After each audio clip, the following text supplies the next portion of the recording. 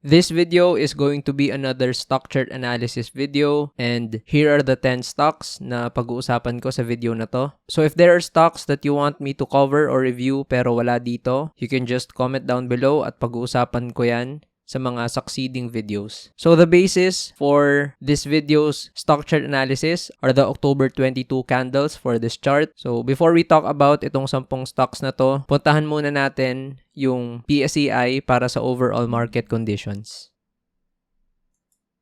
So the last time I talked about the PSEI, that was October 15. So during that period, ang gusto nga sana nating mangyari sa PSEI is that makalabas siya dito sa box na ginagawa niya, no? Because if the PSEI makes a breakout from this consolidation, that could transition the market into a short-term uptrend since above na siya ng moving average 20 natin and possibly the MA50. Pero yung nangyari, ginawa niya lang yung repeat move previously. So, yung recent swing high kasi niya dito nung September 19, nag-resist din yung MA50. So, halos ganun din yung nangyari no after 1 month. So, we're going to do some adjustments with regards sa PSEI and the pattern that it's creating. So, I think the PSEI is still indeed moving in a downward channel move. But I think yung channel niya is mas malaki na, no? So, I need to adjust the drawing sa chart. So, I'll just remove these arrows and yung downward channel move niya. And I'll also remove the MAs first. So, ito yung ginagawa niya for the past few weeks. Since the start of October, nasa loob lang ng box yung PSEI. So, I'm going to create a channel again, but this time, I'm going to use this as the point A, yung recent swing high niya. And then, dito sa levels na to. And for the bottom trend line, I'm going to use this as the point A. And then, this is the point B. And I'll just extend it. So, as you can see, yung PSEI nasa downward channel move talaga siya, no? So, I think it's very crucial na makapag-breakout yung PSEI dito sa console niya. So, like I said earlier, because it will be above the moving average 20 and then the moving average 50, which could make the PSEI transition into a short-term uptrend, potentially attempting to go sa prices ng 6223 to 6287. Pero matagal ko nang sinasabi na the PSEI needs to go above 63 level because this is a very crucial area. As you can see, sobrang daming price interaction dyan. So, makapal-kapal na resistance tong area na to. So, if the PSEI goes above 63 and it holds that level, I think that would be optimistic for me, no? Since that would mean na-sustain niya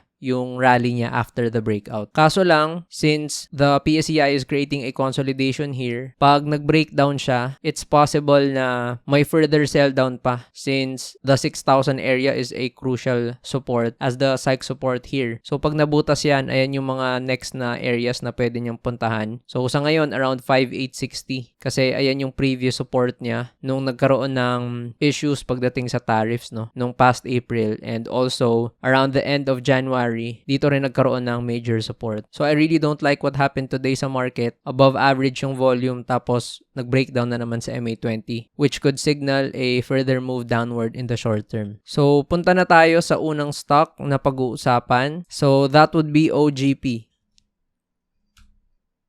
So, for OGP, the last time I was able to talk about this stock, October 9. So, 2 weeks ago lang halos. And at that time, no, it was creating a consolidation. And I was able to plot the significant areas here. Yung S1, yan yung support. S2, the next support after that. And S3, the next support. So, what happened was, yung R1 kasi yung possible na resistance nito as the psych resistance sa 30. So, what happened was, nagkaroon siya ng breakout and then nagtuloy-tuloy and it was actually creating a consolidation here. Unfortunately, nagkaroon ng bentahan, no, nung October 20 and then October 21. So, of course, na-sustain yung selling and hindi man lang nag-support yung MA20 today and it eventually dropped, no, towards the levels of 26.70 only to get support sa previous support level niya. So, that confirms na support talaga tong S1. So, the question is, bakit nagkaroon ng increase ng price yung OGP and bakit nagkaroon ng bentahan? So, we need to go sa chart ng gold in order to see the moves that it made.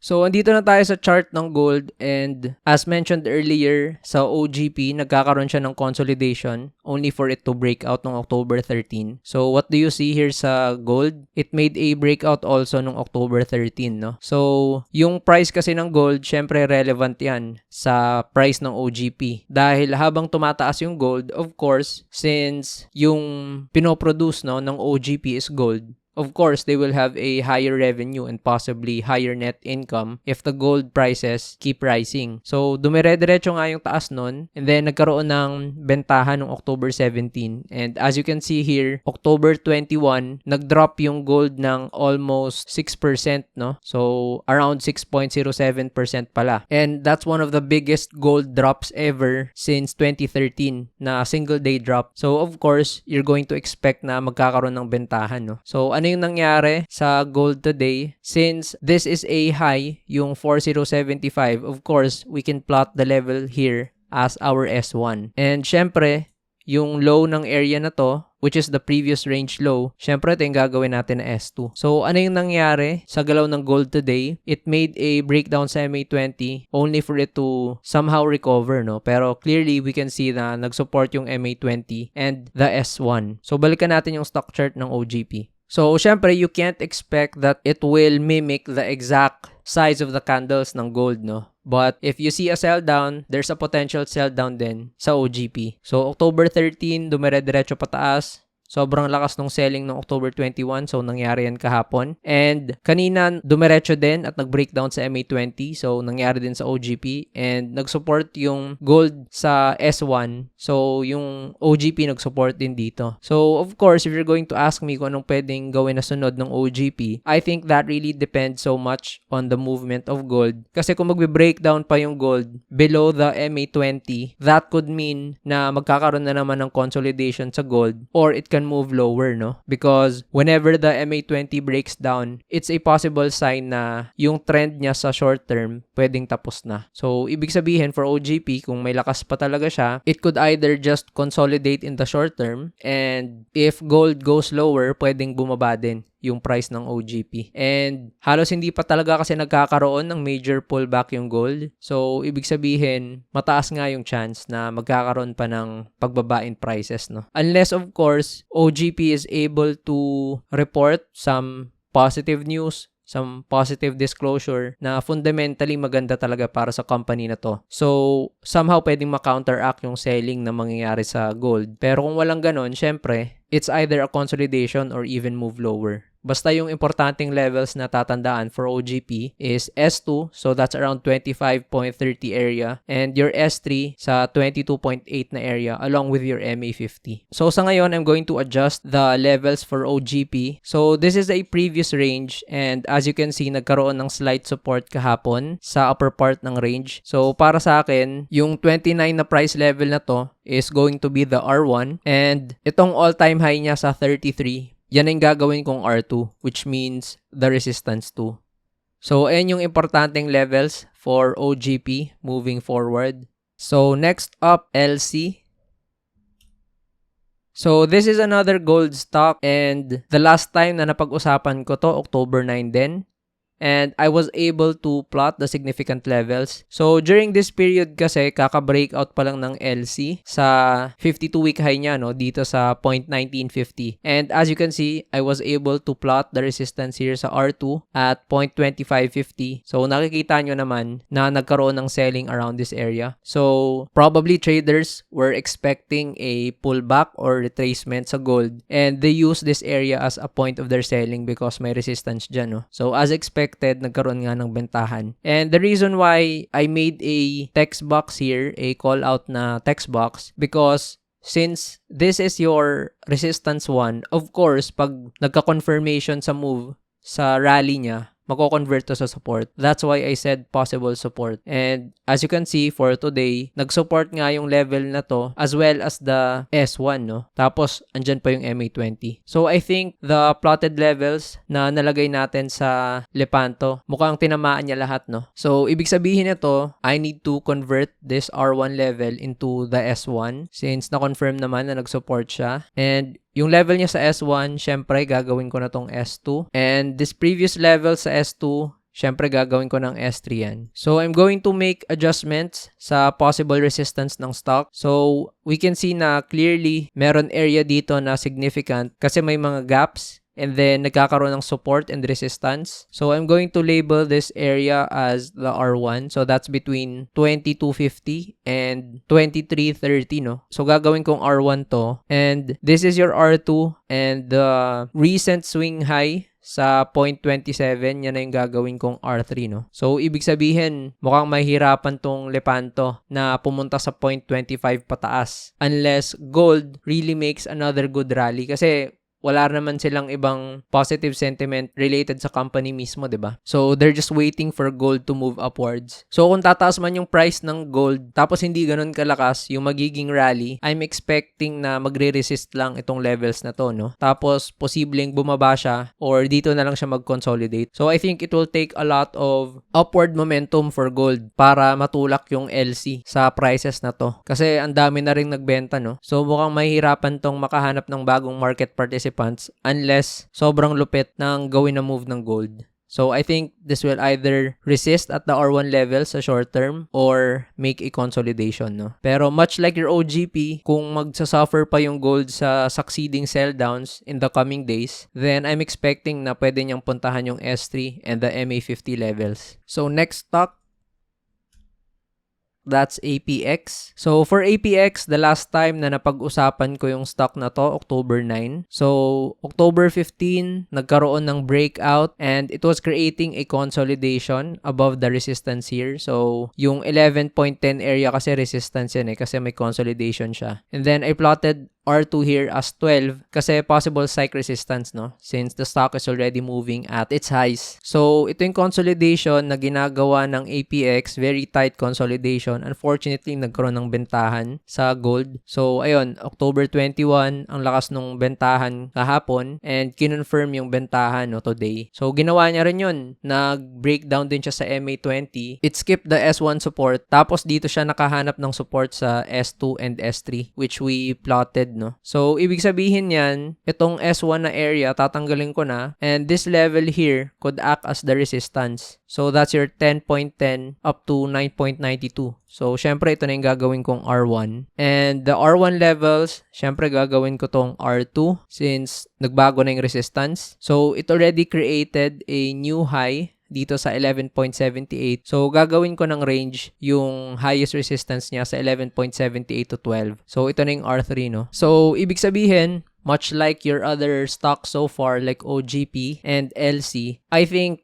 APX will just consolidate in the short term if wala masyadong maging galaw yung gold. But if gold moves higher, tapos sakto lang yung move, I think yung APX can just reach this level, yung around 10, and possibly even reaching up to the MA20, no? And magre-resist lang yan dyan, tapos dito yung consolidation niya. So, much like your LC and OGP, I think gold needs to move sobrang taas for the price to reach itong highs niya before, no? Kasi isipin mo, kailangan niyang mag-jump ng almost 25-26% to move back sa levels na yon. And kailan niya lang yan ginawa? Nung nag-breakout siya dito, nag-increase siya ng more than 25% dahil ang ganda nung galaw ng gold, no? So, isipin nyo na lang yon, in order for this to move 20% higher, syempre, yung gold, kailangan maganda yung galaw. Tapos, if we're going to zoom out a little bit, we can see na since the second half of the year, ito na yung pinakamalaking volume niya. And unfortunately, selling yung nangyari. So, most likely, may mga umexit na nga talaga, no?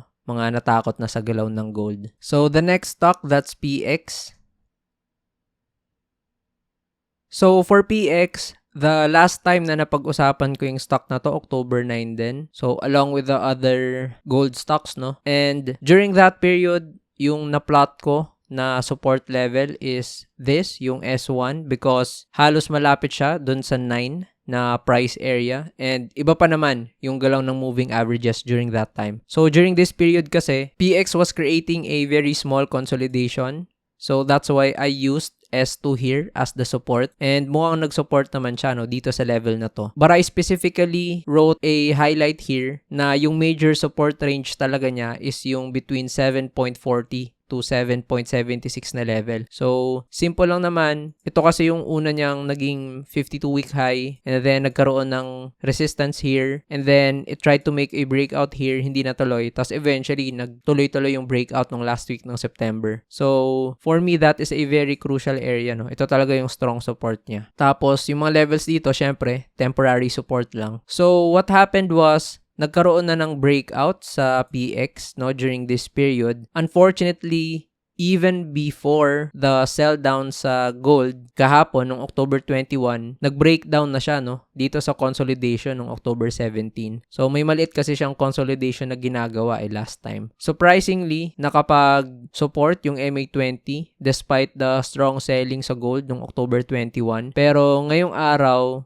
talagang bumawi yung selling no. So, above average yung selling and somehow it's still supporting at this level. So, sa S2. So, out of the 4 stocks na gold na na-plot natin yung mga support nila, talagang tinamaan lahat ng support levels, no? So, somehow nagkaroon siya ng onting buying pressure enough para pigilan ng support levels pero undeniable na lahat talaga sila nag-suffer at nagkaroon ng selling tapos above average pa yung selling na nangyari. So, ulitin ko lang ngayon yung sinabi ko sa mga previous na gold stocks na na-review ko so far. I don't see this stock moving and going back sa levels na to unless gold makes a really good move, no? Kasi at these levels, if we're going to adjust yung mga resistances ulit, so tatanggalin ko na tong mga drawings before and ito yung S2 niya ngayon. So, syempre gagawin ko ng S1 yan kasi current support. So, sa ngayon, this level could act as the resistance, yung S1 natin previously, yung between 8.9 to 9. So, R1 na yan.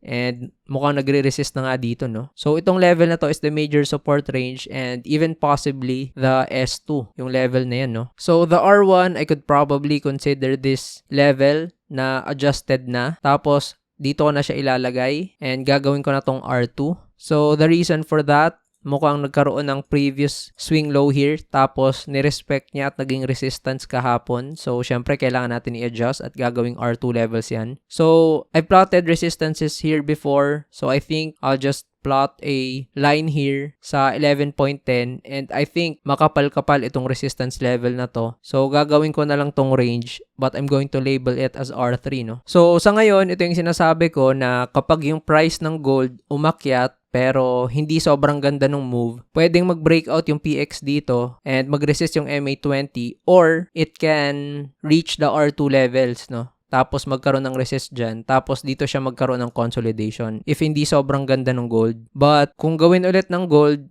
yung move na ginawa niya nung nakaraan, then, of course, it's a possibility na umabot yung price dito. Pero hindi kasi yun yung pinapakita ng chart sa atin ngayon, no? Sobrang lakas nung selling na nangyari. So, it's possible na gold stocks can even go lower, no? Like I said earlier. So, it's very crucial na yung price ng gold tumaas. So, ano ba yung mga possible reasons kung paano tataas ang gold? Siyempre, for several years already, yung gold kasi is a hedge, no? Towards market uncertainty. So, most investors consider it as a safe haven asset. So, the reason why na tumaas yung gold ng ganong galawan is because may mga pumasok na investors tapos probably traders saw it, no, as an opportunity to make money. Kaya pumasok yung mga traders sa breakout tapos natulak talaga yung price ng gold pataas. So, may uncertainty sa global tapos pumasok pa yung mga traders, no, kaya natulak talaga yung price ng gold kasi syempre ang daming long positions dyan, no, and syempre, maraming mga kumukuha ng short positions tapos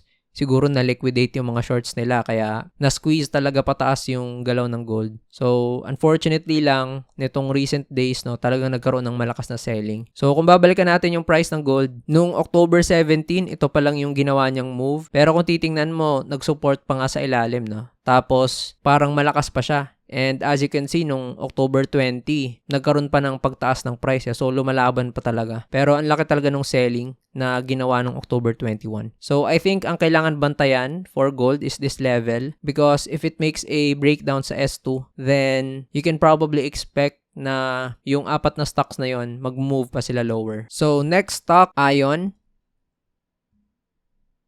So for Ion, the last time that I reviewed the stock, September 19. So halos wala pa rin naman pinagbabago. So na-plot kasi natin to na merong consolidation na mangyayari. So halos lumaki lang yung consolidation, no? So I was expecting na September 19 dito magkaroon ng consolidation, no? Tapos saka siya magkakaroon ng breakout. Pero hindi pa nangyari yung breakout at hindi siya nagko-consolidate, no, near the resistances. So, tatanggalin ko na tong drawing na to at ito lang yung papakita ko, yung ginagawa niyang range, no? So, I think wala akong babaguhin sa levels ng Ion. It's still here. Kasi nasa loob pa rin naman siya ng range. So, andyan pa rin yung S1, S2, and the major support area at S3. And your R1 levels from 1 to 1.02 as the key resistance level, no? Along with your 1.10 to 1.11. So, para sa akin, neutral lang ako sa stock na to hanggang hindi siya nakakalagpas sa 1 to 1.02, no? Hanggat hindi siya nagbe-breakout dyan. Kasi this stock has been consolidating since last year, April pa. So, ibig sabihin, isang taon kalahati na siyang nagko-consolidate. So, I guess it's worth monitoring kapag nakapag-breakout siya sa R1 and possibly even R2. So, next stock, IMI. So, for IMI, I think I already reviewed this stock before. Just not sure kung bakit na-delete yung mga drawings. Anyway, I think matagal na rin naman. So, I'll just reset and do new drawing sa kanya and new chart levels. So, isang tingin pa lang sa IMI, I can see that it was moving in a downward channel move. So, ito yung point A and ito yung point B. Tapos, ito yung posible na ginagalawan ng bottom trend line niya. So, this is the point A and point B of the bottom trend. You can also look at it as a possible falling wedge. Kasi kung ito yung point A and then you're going to plot the point B here, nakikita niyo yung falling wedge na ginagawa, no? So, either way, it made a significant breakout, no? During the second week of October. So, last trading week. So, dito siya nakapag-breakout. Pero, nahihirapan siyang makalagpas sa levels na to. So, it's clear why. Because meron tayong resistances, which is the point B of the upper part ng trend line niya. So, ito siya, no? So, ibig sabihin, may resistance sa 2.37 to 2.40. So, syempre, yan yung gagawin nating R1 sa ngayon. And yung kanyang pinakamataas na high for this year, so 2.65, which also corresponds to its previous resistance before. So, ito siya, merong double top in the short term, no? So, pwede nating sabihin na double top in the short term, tas naging triple top. So, 2.65 level is the key resistance for this stock, which is also the 52-week high. So, ibig sabihin, pag nalagpasan niya yung R1, it's worth monitoring kasi potential na siyang magkaroon ng 52-week breakout sa 2.65. So, ano ba yung possible support ng IMI? So, it made a breakout sa upper part ng trend line, but we also see a very tight consolidation sa area na to. So, probably a lot of buyers got their stock sa breakout. So, a potential support level here, no? So, ibig sabihin, meron tayong support na S1 sa 2.12 and then the S2 at the bottom part of this range. So, ito siya, around 1.95. So, ayan yung S2. Tapos, malapit din sa psych resistance na 2, no? So, ibig sabihin, ayan yung potential support ng IMI. So, I think crucial na tong S2 na support because if it makes a breakdown sa S1, then potentially, pwede siyang bumalik sa loob ng range, no? So, halimbawa, nag-consolidate yung stock dito, bumabuelo, tapos hindi na tuloy yung breakout, tapos dito siya dumiretso. Crucial yung S2 kasi pag nabutas pa yan, pwedeng bumalik ulit ng range, no? So, ibig sabihin, what's going to happen sa IMI in the coming days or probably next week is very important kasi pag nabutas niya yung S1, pwedeng magtagal lang yung price, no? Between S1 to S2. Or mag-consolidate lang siya, no? For the month of November. So, ang kailangan abangan dito is yung breakout ng R1 in preparation for the breakout sa 2.65. But this is already a good move, no? Nakita naman natin na nung nag-breakout, maganda yung volume na ginagawa niya. So, potential flag pattern yung ginagawa. If the consolidation becomes a little bit higher and tighter, so may potential, no? Na ma-reach na talaga yung 2.65. Pero, kung sasabay sa galawan ng market, no? Baka matagalan yung consolidation nito tapos maglaro talaga siya between S1 and R1 na prices. So, next stock, SEC. So, Semirara Mining and Power Corporation. So, the last time that I reviewed the stock, October 15. So, I plotted the key levels here and I placed a call out na text box here. Tapos, sinabi ko dito na divs 7.35% last October 2024. So, ito kasi siya, no? Yung binigay na dividends ng SEC, 250 pesos per share. So, ang cash div rate nasa 7.35. So, may question mark, will the divs become lower this year? So, napag-usapan ko nung last time ng October 15 na it's kind of weird na tumaas yung stock during this period because of the dividend capture play ng mga investors or mga traders dyan. Tapos, bumababa yung stock. So, unlikely kasi dito na lumalabas yung dividend, no, ng SEC regularly. So, na-mention ko doon na baka na-discourage yung mga investors or traders, no? Kasi possibly bumaba yung dividends ng SEC or ng Semirara. Kaya binibitawan na yung stock kasi mas pinipili nilang kunin na yung gains ng pagtaas ng stock kaysa abangan yung dividends kasi mas mababa siya. So, nag-announce sila ng dividends and as we can see, the cash div rate is 3.68%. So, 1.25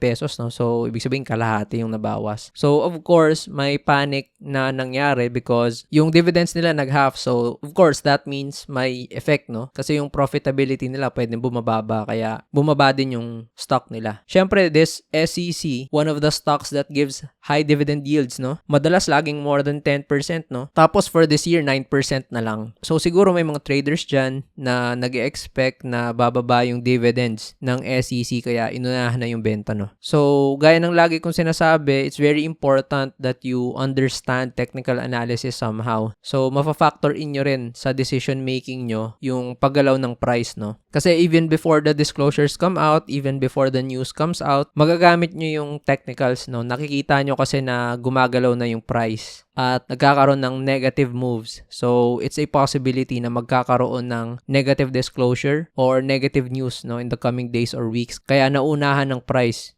yung mga lumalabas na news na yan. So, sa ngayon, I plotted a rectangle here na mahaba. So, yung shade na yan. Kasi I was expecting na magkakaroon ng support sa levels na yan. Which happened nung October 20. Pero ngayon, nag-breakdown na, no? So, ibig sabihin, nag-breakdown na siya sa MA100 and this area is no longer supporting. So, posible na maging resistance na yung level na to. So, ngayon, ang gagawin ko, ipa-plot ko lang yung mga lines dito. So, that's between 33.35 to 33.70. So, ibig sabihin, ito na yung R1. Tapos, itong level na to, R2. And this is going to be your R3 and potentially your R4 here. So, tatanggalin ko na rin yung range na ginagawa niya, no? So, ayan na yung adjusted levels for SEC. And since it already made a breakdown, tapos with how the market is doing, kung bababa pa yung market, it's a possibility na umabot pa yung price at 32.16 and even reaching yung S1 levels. So, wala akong babaguhin sa levels na yan, no? So, siguro alarming para sa ibang investors na bumababa na yung dividends ng SEC. Kaya hindi niya na-continue yung breakout, no? So, sayang kasi kung ang ganda sana nung dividends na ibibigay nila, may potential na mag-breakout to sa R3 at R4, no, during that time. Pero ayun nga, ang baba ng dividends na binigay nila. So, mataas pa rin compared sa ibang stocks, but of course, syempre maraming nag-anticipate siguro na ma-maintain nila yung ganung level ng dividends pero hindi sila nakapag-deliver. So, of course, that will be met by negative sentiment and sell downs. So, next up, LTG.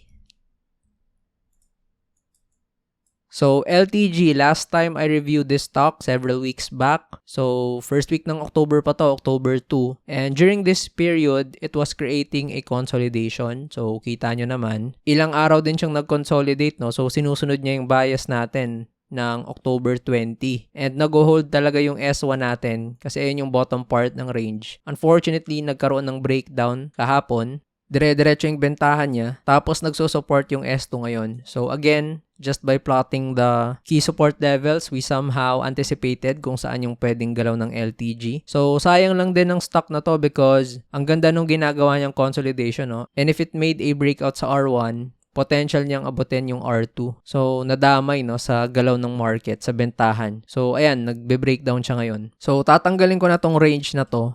And syempre, since nag-breakdown na siya dito sa S1 natin, tatanggalin ko na yan at gagawin ko na tong R1. Tapos, yung R1 levels, no, syempre, gagawin ko ng R2.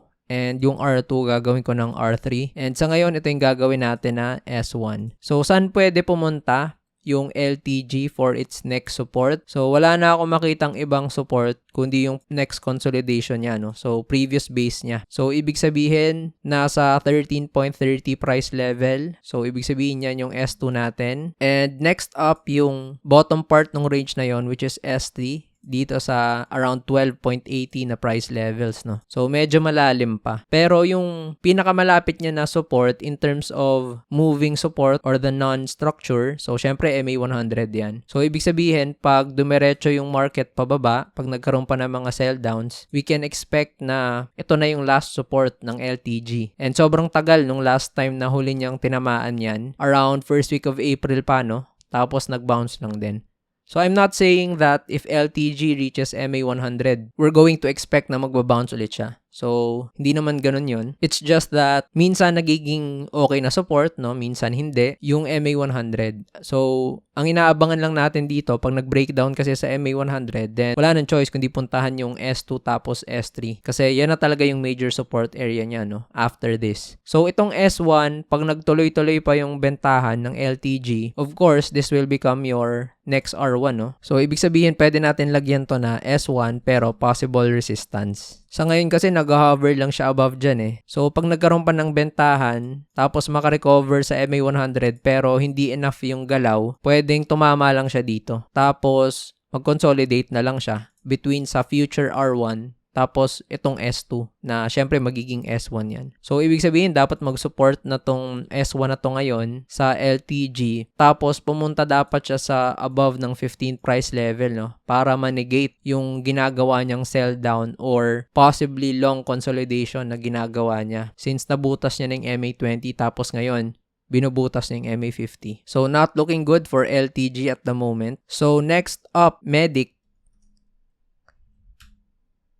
So, Medic chart. So, alam nyo na yan, unang tingin pa lang, you already know that this stock is very illiquid. So, the reason for that, bungi-bungi yung stock and meron siyang mga araw na single price point lang nagkaroon ng trading. So, if a stock is illiquid, that just means na wala masyadong market participation, no? At iilang tao lang yung nagkakaroon ng trades. So, nakikita nyo dito mataas yung volume pero yung galaw ng price ilang percent lang. So, most likely, nagkaroon lang yan ng palitan ng trades, no? Pwedeng cross-trade lang. So, iilang mga tao lang na may malaking funds yung posibleng nag-trade ng mga stock at those levels. So, for Medic, I don't think may magandang sentiment sa ngayon yung stock na to simply because it's owned by Virgilio Villar, which is the brother of Manny Villar. And recently, no, lahat talaga ng Villar stocks tinamaan ng negative or bad sentiment. Pati yung VREIT walang ligtas. So, siguro nadadamay pati itong stock na to. So, may mga investors or may mga traders na nag-iisip na although yung chairman niya is kapatid ni Manny Villar, no, syempre, andun yung apelido na Villar, baka yung ibang investors or traders, porket may narinig na Villar, akala nila Manny Villar na kaagad. So, although related, yung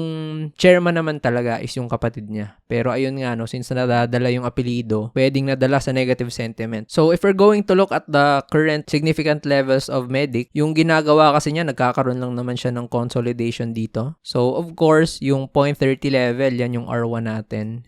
And possibly 0.32 and 0.33 as the R2. And the reason for that is because meron kasing previous support dito. Tapos kita naman na may resistance dyan. So, range na lang yung R2 natin. And the possible support for this stock, syempre yung bottom ng range dito sa 0.26. And that is your S1. Tapos for the support 2, halos wala na, no? Kasi all-time low yung stock sa galawan niya ngayon. So if you're going to look for the possible support if the S1 breaks down, yung chart pattern target na lang yung magagamit natin somehow. So I'm just going to put it here sa may breakdown area and then nasa 0.22. So ibig sabihin, yung possible support natin is S2, no? So ilalagay ko dito na possible chart pattern target. So, I think wala masyadong mangyayaring galaw dito kung walang sentiment na mangyayari. So, ganyan naman karamihan sa mga stocks na illiquid at walang volume, no? Unless it creates a buzz, unless magkaroon ng mga news, syempre hindi naman ma-incentivize yung mga traders or investors na pumasok dyan. Tapos, kung titingnan natin, yung divs niya mababa lang, no? So, ito, June 2024, 0.91%. Tapos, nung June 2025, 3.44%. So, tumaas nga pero tumaas lang ng kulang-kulang 3%, no? So, kaya rin wala masyadong pumasok sa stock na to. So, siguro magkakaroon lang to ng magandang galaw or magkakaroon ng liquidity pag nabutas niya yung 0.39, no? At magagawa lang niya yan pag nagkaroon ng magandang news or magandang positive na sentiment. So kung wala yon, parang walang rason para pasukin ng mga traders or investors yung stock na to. So next stock, BNCom. So for BNCom, it's also creating a consolidation pero mas malaki. So nagtry pala siya mag-breakout last time, no? Pero hindi talaga siya nakakalagpas ng 8 ng may magandang follow through. So ibig sabihin ito yung consolidation na ginagawa niya kasi ito na yung naging double top, no? So we can also consider this possibly as a tweezer top. So yung high ng range na to is 8.10. So of course, yan yung gagawin natin na R1. And the possible R2 for this stock, yung 8.80 na price area. So I think that is also the 52-week high. So double top resistance pala siya. So I think magiging attractive tong stock na to pag nag-breakout siya sa 8.80. So unless magkaroon ng magandang sentiment, mukhang mahirapan siyang gawin yan because somehow illiquid tong stock na to. Kahit wala siya masyadong mga single price point na mga trades, pero kita naman na yung candles niya, no? Highly volatile despite little volume. Tapos, yung stock kasi nito nearly 10 billion, no? So, not enough to become a